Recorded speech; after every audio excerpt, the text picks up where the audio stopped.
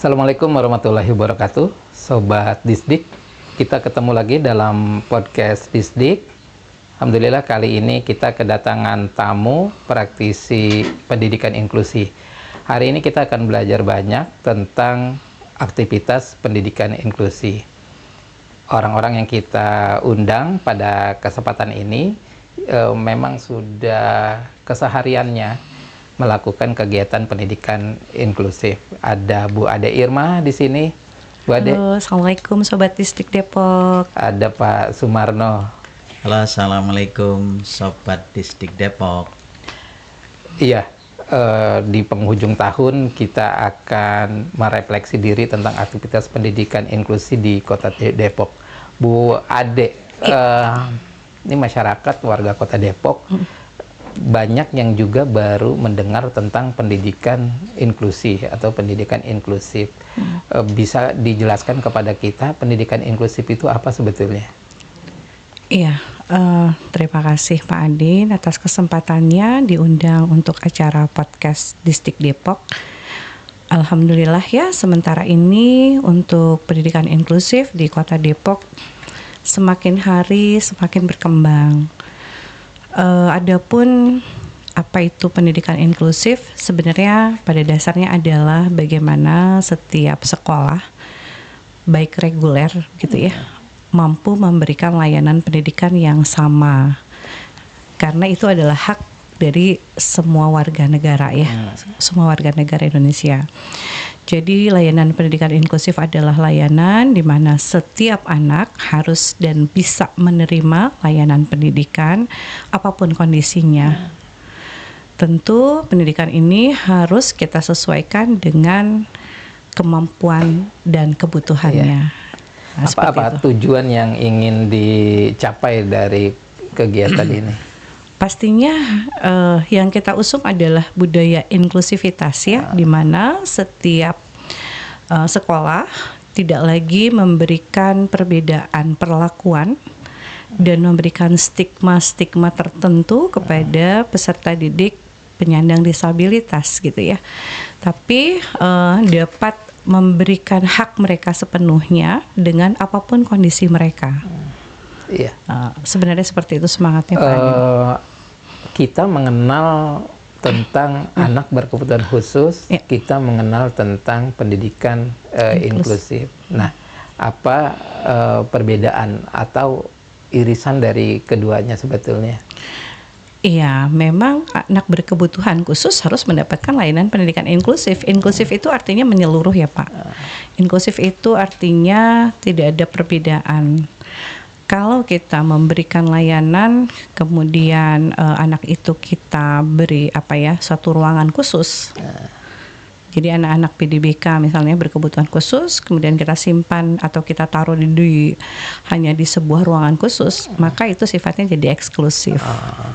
Kalau inklusif adalah bagaimana mereka menjadi bagian dari seluruh warga sekolah itu tanpa ada pengecualian, berbaur dengan teman sebayanya di sekolah, baik berbaur dengan teman sebaya maupun juga dengan para bapak ibu guru lainnya gitu. Di Depok ada berapa sekolah yang sudah melaksanakan pendidikan inklusifnya? Iya, kalau kita memandang regulasi bahwa di dalam perdanya ya Pak, setiap sekolah negeri wajib menerima inklusi ada 2% kalau nggak salah ya. Artinya setiap sekolah harus siap menerima anak inklusi apapun kebutuhannya dan apapun jenisnya. Kita memahami bahwa ini sebuah persoalan yang tidak sederhana. Di satu sisi menyadari betul apa yang menjadi regulasi tersebut dan bagaimana implementasinya, namun satu sisi lain bukan hal yang sangat mudah untuk memberikan perlakuan terhadap anak-anak itu dengan kondisi mereka yang beragam dan juga dengan sekolah yang bisa jadi tidak siap. Maka terobosan yang dilakukan Dinas Pendidikan Kota Depok, kami memberikan kesempatan dan menunjuk 11 sekolah Ini khusus jenjang SMP Pak Adin ya. Untuk SD gimana? Kalau Ada? SD 22 sekolah. 22 sekolah. Betul. Saya bicara sebagai kapasitas saya di pengawas inklusi untuk jenjang SMP. Baik ya. Jadi ada 11 sekolah yang kami tunjuk mewakili tiap kecamatan.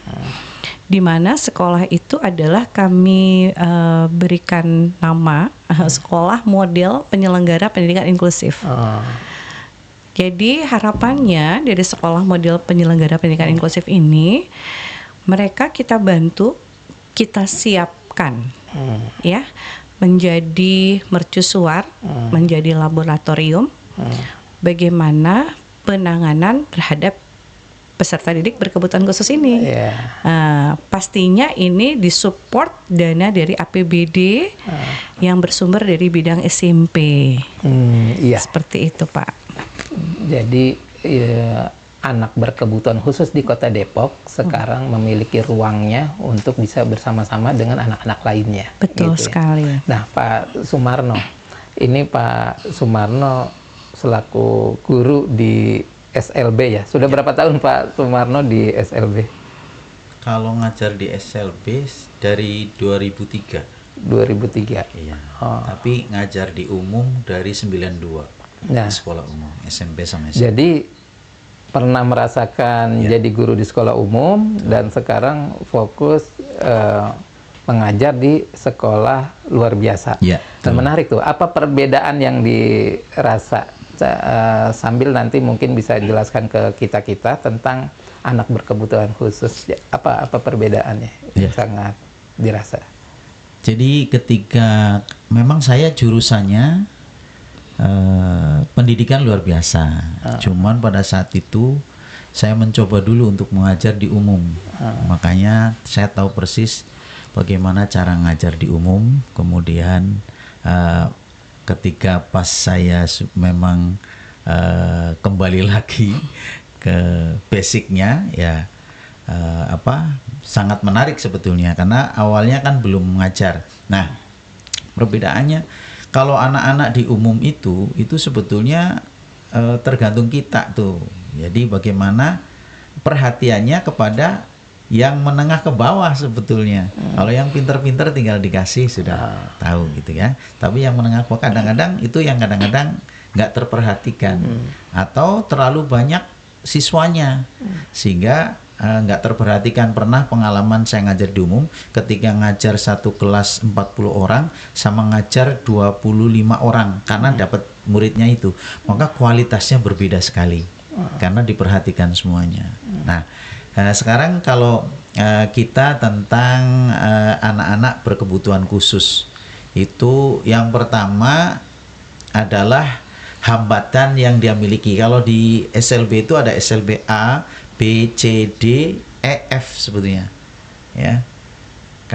Kalau SLB A itu hambatannya adalah tunanetra.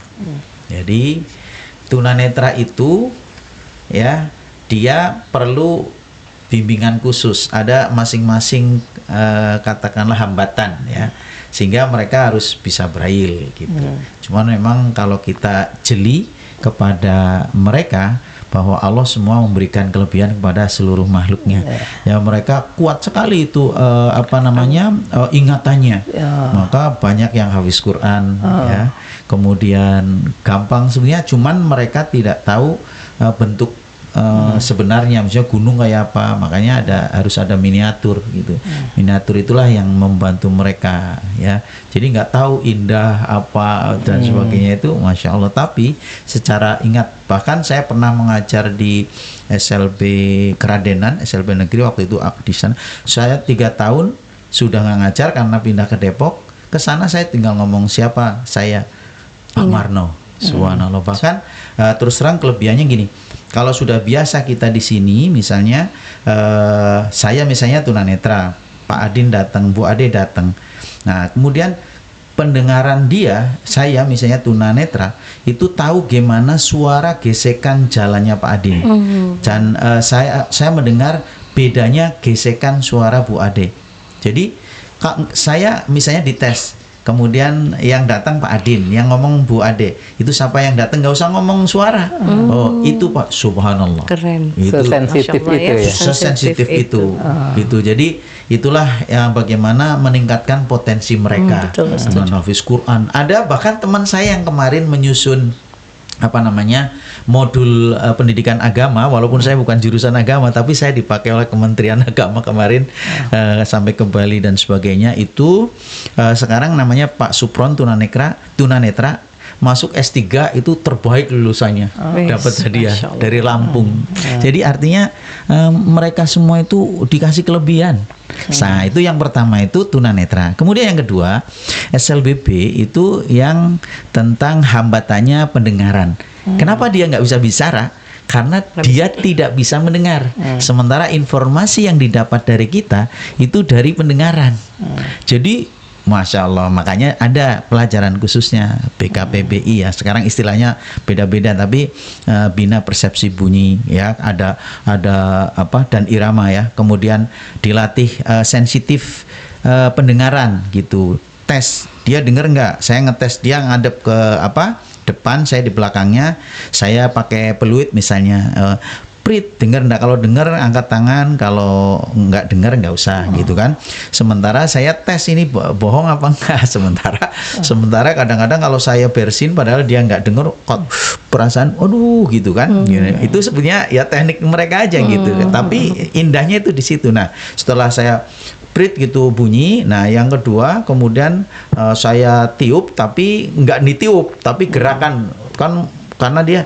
Nah, maka dia angkat tangan, nah kamu bohong gitu.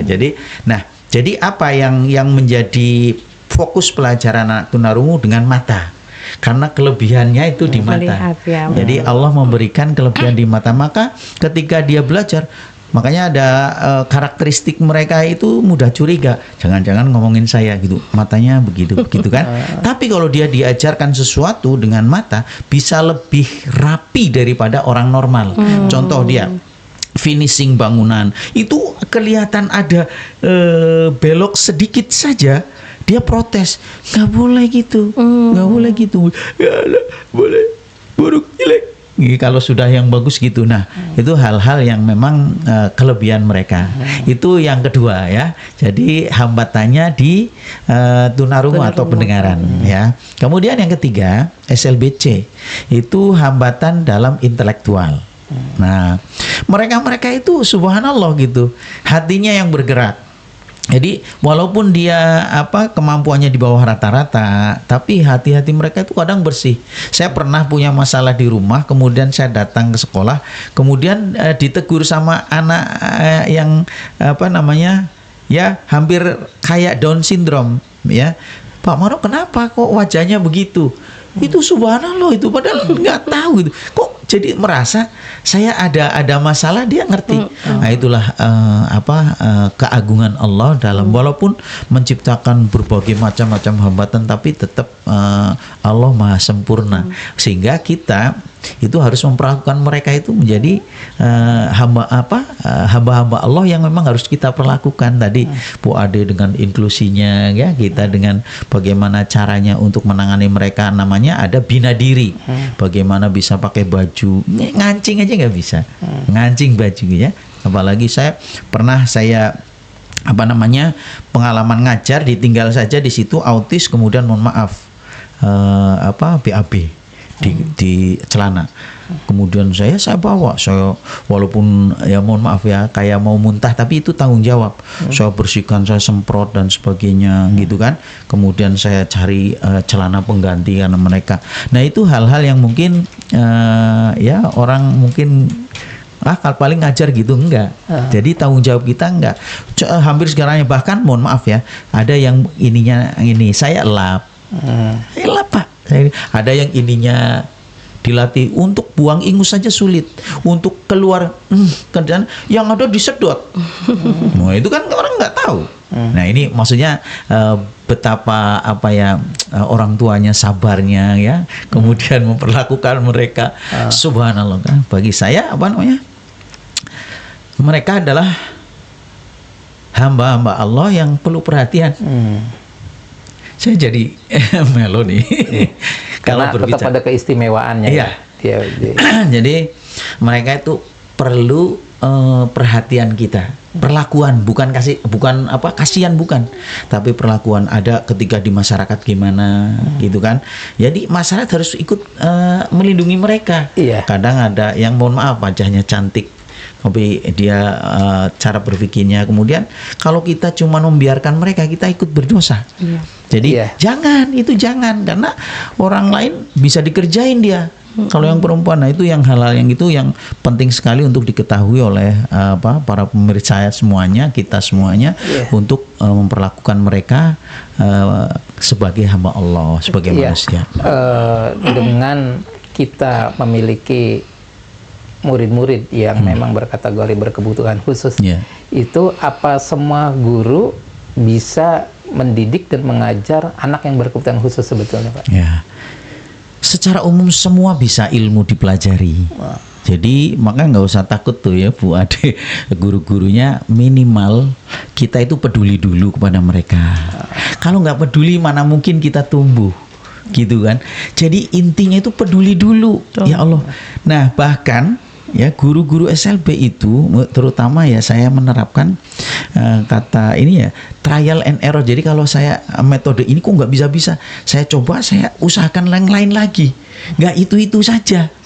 Pernah ya ini nggak apa-apa ya, makanya saya mohon maaf nanti kepada pemirsa yang mendengar, kadang saya kalau ngajar nggak mau dilihat orang tua, takutnya seolah saya kasar sama mereka.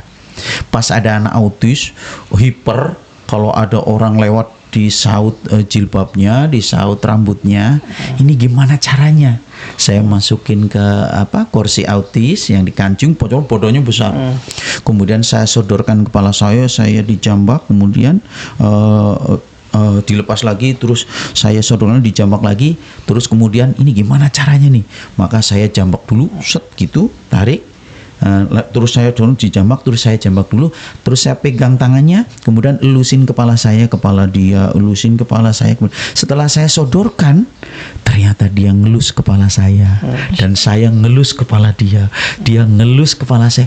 Bukannya karena dia ini, kok begitu pelakuannya? Nah itu yang harus masyarakat pahami. Jadi mereka itu tidak tahu. Bukan karena kok nakal begitu, enggak ada nakal mereka, karena nggak tahu bagaimana caranya. Itulah tugas guru, mengarahkan. Ada yang nakal banget, gimana caranya? Itu ada, wah saya alhamdulillah banyak tuh, sampai ada yang dicoret, ini anak perempuan ditendang semua, gimana caranya? Saya lempar, saya tangkap, kamu pinter banget, padahal tuh narunggu. Akhirnya lama-lama gimana caranya? Alhamdulillah ketemu. Nah, alhamdulillah sampai sekarang sudah nggak nakal lagi. Nah itu hal-hal yang kayak itu mungkin kalau memang terlihat seolah-olah kayak kasar, makanya saya terus terang menjaga gitu ya, menjaga seolah-olah kasar. Maka ada yang protes, ada yang pakai CCTV, kemudian ini. Bukan, kita itu insya Allah kalau dari hati hanya sekedar bagaimana anak bisa. Iya. Insya Allah nggak ada kekerasan sebetulnya, gitu. Ya, nah itu yang C ya, yang C. Kemudian yang SLBD, D itu tunadaksa. Jadi fisiknya ada yang kakinya nggak ada, tangannya nggak ada, tapi otaknya jalan. Ada yang berat banget itu ya pakai kursi roda, tapi otaknya jalan, ngomongnya aja susah. Tapi dia kalau ini dandan bisa.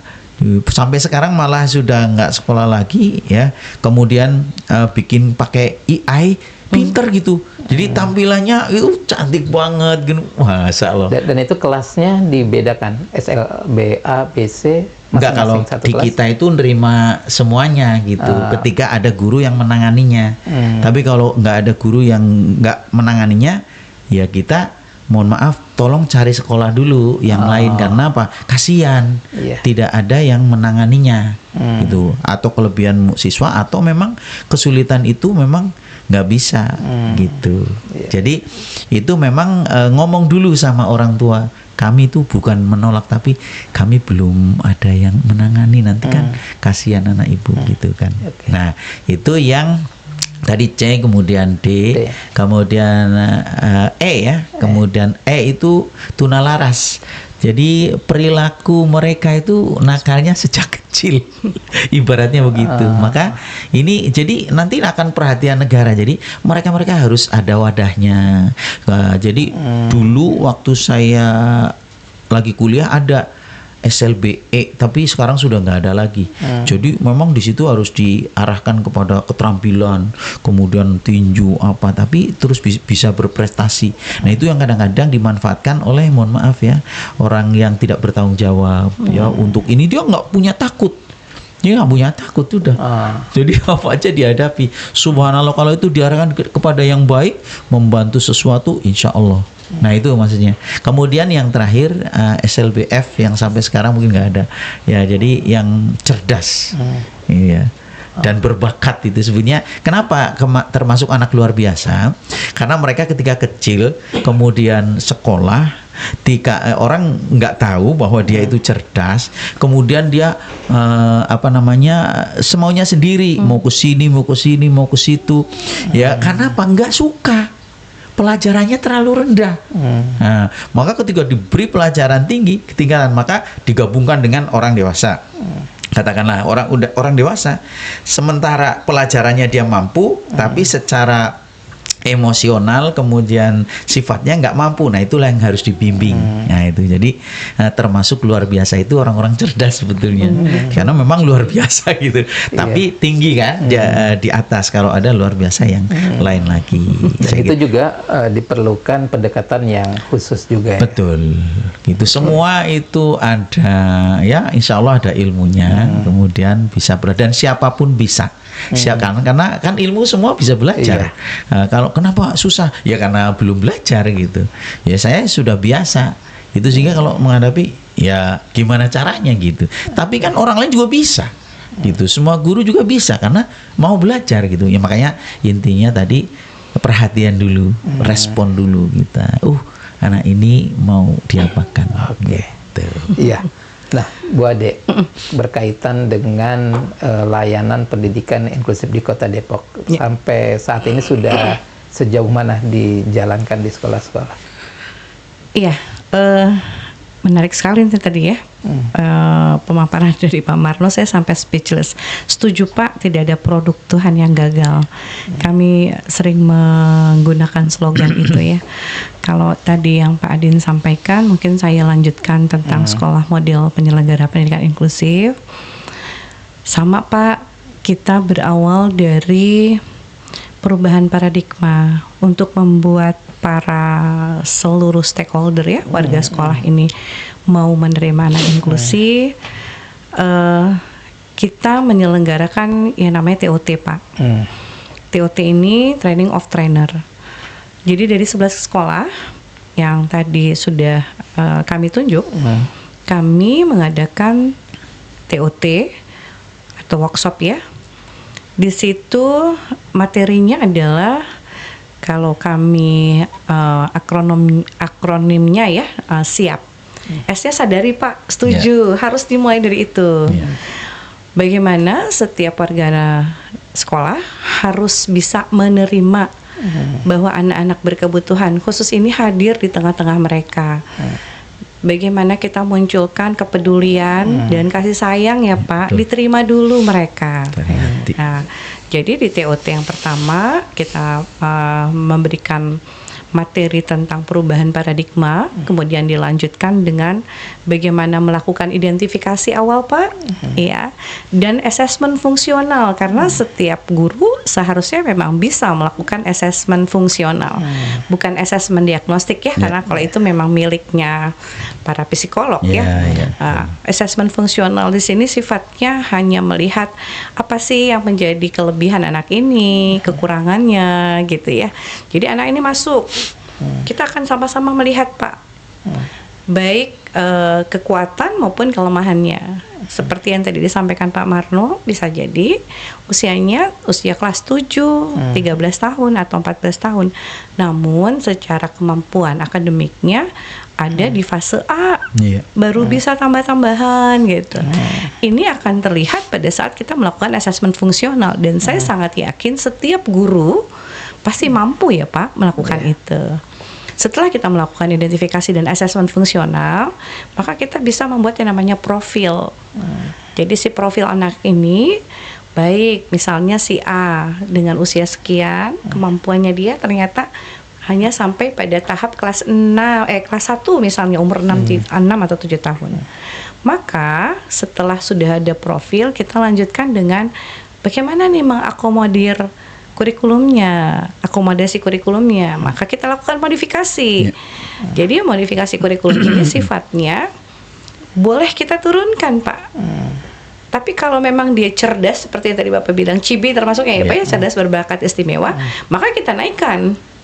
Jadi pada dasarnya kurikulum ini bisa fleksibel sesuai dengan kemampuan anak ini. Nah, bagaimana dalam proses pembelajarannya? Ya, kalau yang lain bicaranya misalnya ya sedang persamaan linear gitu ya Pak ya, kan SMP begitu ya. Dia jangankan persamaan linear ya Pak. Tambah-tambahan sampai dengan 20 aja agak bingung. Maka kita tidak bisa memaksakan dia dengan pelajaran yang sama dengan teman-teman yang lain. Jadi di dalam proses pembelajaran itu kita harus menurunkan sesuai dengan TP-nya sesuai dengan kemampuannya. Sesuai dengan kemampuannya di sini ya sudah, tadi dia bisanya penjumlahan gitu ya. Itu boleh. Nah, itu sangat boleh. Jadi ketika anak-anak yang lain ujiannya menggunakan tadi misalnya ya persamaan linear, anak ini ya tetap dengan penjumlahan. Maka nilainya dia berapa? Ya nilainya dengan tadi dia bisa menghitung penjumlahan tadi berapa. Sehingga disinilah yang kita sebut dengan keadilan. Nah, kalau begitu anak ABK bisa dapat nilai 80 tidak? Sangat bisa sekali. Sangat bisa sekali, tapi dengan versinya sesuai dengan kemampuannya. Reguler juga dapat 80, yes, di 80 dengan versinya gitu. Jadi inilah yang kita sebut dengan keadilan. Nah, dalam sekolah model ini yang kami coba hadirkan Pak Adin, di pertemuan di TOT ya. Kemudian layanan berikutnya, program berikutnya dari Dinas Pendidikan Kota Depok, kami mengadakan juga layanan asesmen diagnostik Pak. Nah, ini bekerja sama dengan mitra, di mana memang ini lebih detail gitu ya, kebutuhan per anaknya. Namun ini hasil seleksi dari asesmen fungsional yang sudah dilakukan oleh Bapak Ibu Guru. Kan Bapak Ibu Guru tadi asesmen fungsional ya, udah mulai ada rasa-rasanya sekian ini benar apa salah gitu. Nah, maka kemudian dilanjutkan dengan asesmen diagnostik. Setelah itu sudah ada, kami pun juga melakukan workshop dengan orang tua Pak. Karena buat di kami di sekolah reguler, orang tua lebih banyak deny Pak terhadap anak-anaknya, meskipun sudah jelas nih kemampuannya gitu ya, tapi ya tidak semua orang tua mudah menerima itu. Sehingga memang kita lakukan juga workshop dengan orang tua Pak. Nah, di samping itu program dari kami pun juga ada ya namanya layanan terapi. Nah, layanan terapi ini kita bekerja sama dengan mitra ketiga Pak Adin. Kami mendatangkan terapis ke 11 sekolah, kemudian memberikan jadi langsung praktek ketika anak-anak itu anak berkebutuhan khusus ini harusnya diapain dalam PPI-nya ya Pak ya, program pembelajaran individualnya. Jadi ini terapis datang ke sekolah, kemudian umpama tadi ada yang tantrum, ada yang seperti ini. Nah, tim terapis ini memberikan contoh langsung bagaimana memperlakukan atau memberikan intervensi terhadap anak berkebutuhan khusus. Nah, di samping ini harapannya dari sekolah pun ada guru yang belajar lebih intensif. Jadi kalau terapisnya datang, gurunya ikut memantau, melihat supaya punya gambaran dan punya ilmu yang sama. Seperti itu kurang lebihnya Pak Adin yang sudah dilakukan di sekolah model. Luar biasa ya. Nah, Pak Marno, ini guru-guru untuk sekolah yang baru pertama kali melaksanakan pendidikan inklusif, ada saran khusus nggak kepada guru-gurunya, karena kan walau bagaimanapun kita seringkali menemukan guru merasa khawatir salah mengambil sikap, salah mengambil tindakan ketika berinteraksi kepada anak-anak yang berkebutuhan khusus itu tadi. Untuk yang pertama dan yang selanjutnya, apa kira-kira yang perlu dilakukan oleh guru-guru pada saat sebetulnya memang karena pendidikan inklusif ini mengharuskan berbaur semuanya, bagi mereka yang memang belum mendapatkan pelatihan untuk menangani anak berkebutuhan khusus, tapi mereka harus mensupport anak berkebutuhan khusus ini, apa yang mesti dilakukan oleh guru-guru ini? Ya, baik, barangkali ya bisa menjadi masukan ya. Jadi beberapa anak-anak yang berkebutuhan khusus yang ada di reguler tadi kan berarti kan memang harus inklusif. Sebenarnya di kami juga harus inklusif. Artinya pelayanan mereka harus bahkan semuanya harus disediakan untuk baik sarananya, kebutuhannya, kemudian lingkungannya kan. Kalau kursi roda ternyata masih ada undak-undakan misalnya gitu. Jadi bagaimana cara pertama? Minimal kita peduli dulu tadi anaknya itu seperti apa. Kalau dia low vision, ya artinya dia tunanetra tapi masih bisa lihat dalam jarak sekian, jadi jangan ditaruh di belakang. Itu paling tidak perlakuan itu dulu. Betul.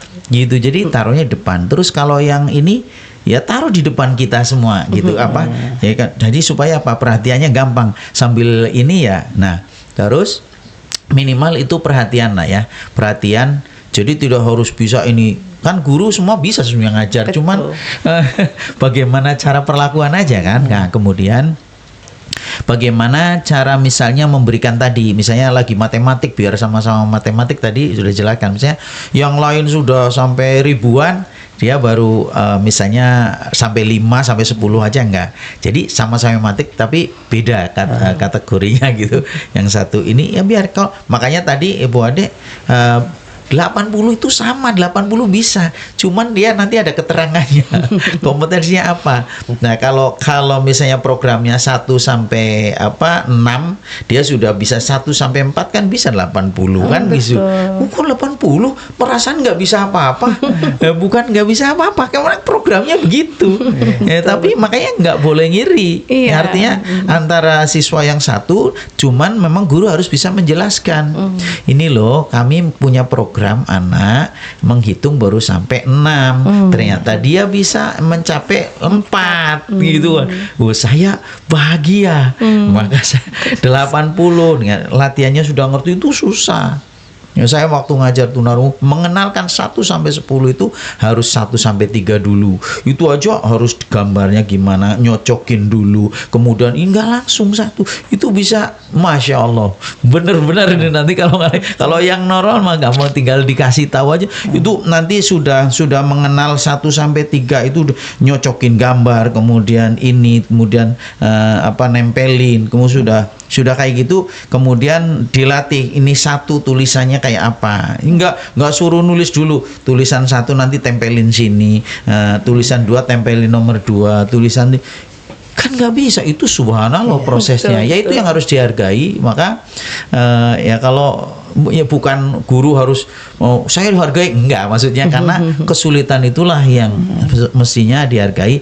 Kemudian penghargaan ini mestinya kerjasama orang tua itu senang banget. Betul. Sudah jadi di rumah lebih banyak waktunya, di sekolah cuman berapa. Kalau cuman di sekolah biasanya lambat, anak-anak itu lambat pengertiannya karena cuman di sekolah saja. Maka kita kalau bisa join kerjasama dengan orang tua, apalagi stakeholder yang lain, menyediakan kebutuhannya, permainannya, kemudian dananya. Oh subhanallah itu ya nggak. Jadi memang gitu perlu ada yang memang nggak mampu, ada yang mampu dan sebagainya gitu Pak. Oke. Bu Ade, ya, ada masukan atau pencerahan buat guru-guru yang baru sekolahnya membuka layanan inklusif, apa kira-kira? Yang pasti terima mereka ya Pak. Ini dulu, terima mereka, jangan membuat target apapun dengan mereka yang terlalu tinggi. Terima mereka, hargai mereka, Karena kita juga sama-sama meyakini bahwa tidak ada produk Tuhan yang gagal, Pak Adin, itu yang pasti. Yang kedua, ekspektasi kita terhadap mereka pasti sesuaikan dengan apa yang menjadi bisanya mereka, supaya kita tidak terjadi keputusasaan gitu ya. Ini anak segini kok nggak bisa ini, nah itu. Kemudian yang ketiga yang harus sama-sama kita pahami bahwa dan harus kita sadari bahwa keberadaan anak-anak berkebutuhan khusus ini semakin tahun bertambah ya Pak. Iya, kelihatan harusnya Dan berkurang ya. harusnya berkurang, tapi semakin tahun semakin banyak Pak, Itu semakin faktor-faktornya bertambah. banyak. Kalau bukan kita yang menerima mereka, maka anak-anak ini ada di bagian mana? Bukankah ketika generasi emas tahun 2045 mereka juga harus terbawa ya Pak? Bukan kemudian membuat pemisahan menjadi generasi perak buat mereka kan ya. Tetap mereka adalah generasi emas dengan versinya. Dan kalau bukan kita sebagai gurunya, maka siapa lagi? Karena kitalah garda terdepan untuk mereka. Mungkin itu Pak Adin. Iya, luar biasa. Dari pembicaraan ini sebetulnya saya masih banyak ingin tahu, tapi sayangnya waktu juga yang akhirnya memang mengharuskan kita mungkin bikin episode berikutnya nih, karena masih banyak juga, menarik juga, semakin tahun semakin bertambah. Dan saya rasa ini banyak hal yang bisa kita cari tahu sebab-sebabnya. Untuk closing statement, Bu Ade, ada yang ingin disampaikan? Iya, tidak ada produk Tuhan yang gagal. Ini anak-anak surga, insya Allah membersamai mereka, memberikan kita juga peluang menuju surganya Allah. Jadi terima mereka, hargai mereka, dan beri kasih sayang mereka. Oke, Pak Sumarno, ada yang ingin disampaikan? Baik, ya, jadi mereka itu hanya perlu perhatian kita. Jadi ternyata Allah memberikan semua ciptaannya punya kelebihan-kelebihan. Disitulah letak kita menggalinya sesuai dengan kemampuannya. Diperlakukan manusiawi karena mereka juga sama seperti kita. Dan insya Allah tadi Bu Ade, mereka adalah ciptaan Allah yang jaminannya sorga karena bukan kehendak Dia.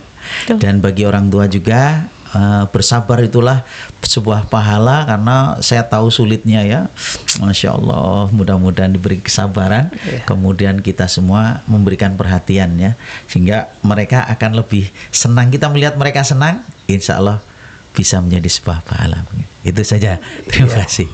Baik Pak Sumarno, terima kasih atas kehadirannya, pencerahannya bagi kami di Dinas Pendidikan Kota Depok, dan pasti Sobat Distrik sekalian. Bu Ade, terima kasih banyak atas kehadirannya. Kita terus semangat untuk menyempurnakan pendidikan inklusif di Kota Depok. Siap, mudah-mudahan ke depan akan lebih baik lagi, dan anak-anak inklusi, anak berkebutuhan khusus bisa melahirkan karya-karya yang luar biasa. Amin.